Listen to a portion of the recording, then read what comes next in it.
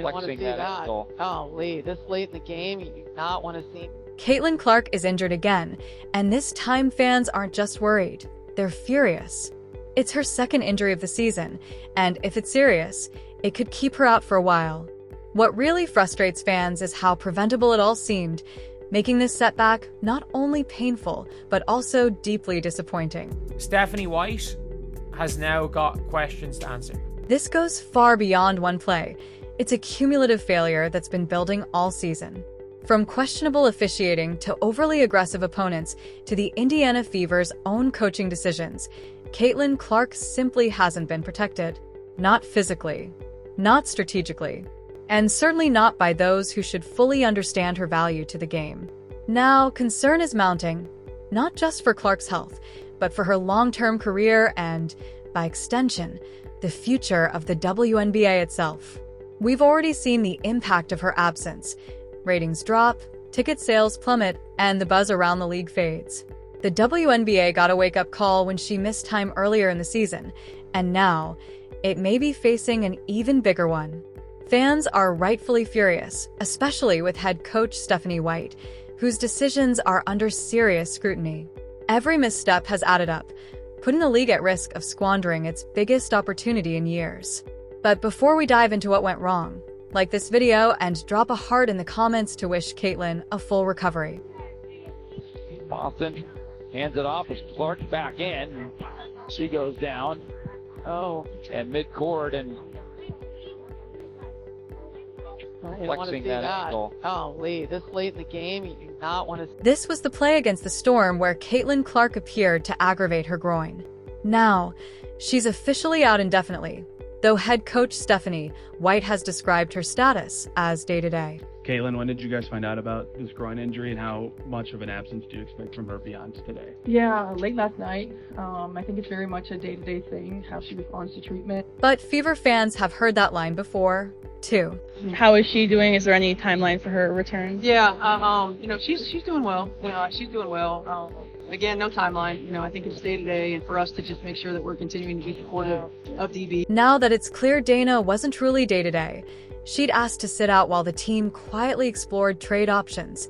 Fans are no longer buying Stephanie White's press conference answers. It feels like this could go one of two ways. Like, it's one of two things. It's either it's groin tightness and she'll be back for the Commissioner's Cup game. She's probably going to miss these next two games. Or it's a groin strain, she's out for the All-Star game.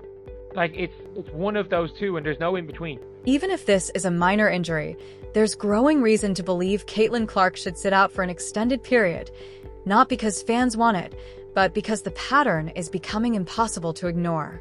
These injuries seem connected, and none of them are being fully addressed or given the proper time to heal. But I think we're getting into territory now where it is not, I don't think it's a good idea to just chance it. I don't think it's a good idea to put pressure on yourself to perform when obviously these are all left leg. These are all in the same leg area. So there's definitely something going on around there. Beyond all that, many fans believe this isn't just about Caitlin Clark getting hurt on a single play. The growing suspicion is that she's been playing through an injury for days, maybe even weeks, and the Storm game merely made it worse. And honestly, there are several convincing reasons behind that theory. First, the stats. Since that brutal, physical matchup against Connecticut, where she took a serious beating, Caitlin hasn't looked like herself. Not just a little off, completely off. Especially from three-point range. She's gone just 1 for 23 from deep in her last few games. For someone known for hitting logo threes, that's not a slump. It's a clear red flag. And then there's this. So if you guys did not see, in this game right here, against the New York Liberty, she's doesn't have anything strapped up, and people are saying her quad was strapped up against Connecticut Sun. That is a very high strapping up for a quad. This is where fans are turning on the Fever, and especially Stephanie White. Because if Caitlin was playing hurt all along, it points to one clear conclusion. She was rushed back far too soon. You guys rushed her back. And within rushing her back, she re-injured that same quad. And then you rushed her back again.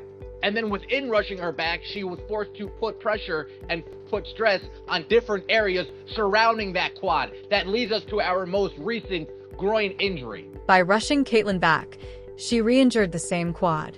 Then she was rushed back again, and this time the stress shifted to other parts of her body. That's what likely led to the most recent groin injury. It's a simple truth. When one area isn't fully healed, your body compensates, putting added strain on surrounding muscles and joints. That's how minor injuries become major ones. So when fans saw Caitlin return to the court with a heavy wrap on her leg, the question was immediate and obvious. Should she have come back that soon? And that brings us back to the Storm game, because there's one moment in particular that has fans absolutely furious, with head coach Stephanie White. Let's take a closer look. There's a lot of speculation that she did get hurt in the final seconds of the Seattle game. Caitlin was put back into the game with just seconds remaining, and the Fever up by 8. Why? Maybe she asked to go back in. Maybe she wanted to break her slump. But with only 16 seconds left and the win secured, the coach's responsibility is to protect the player, especially a player like Caitlin Clark.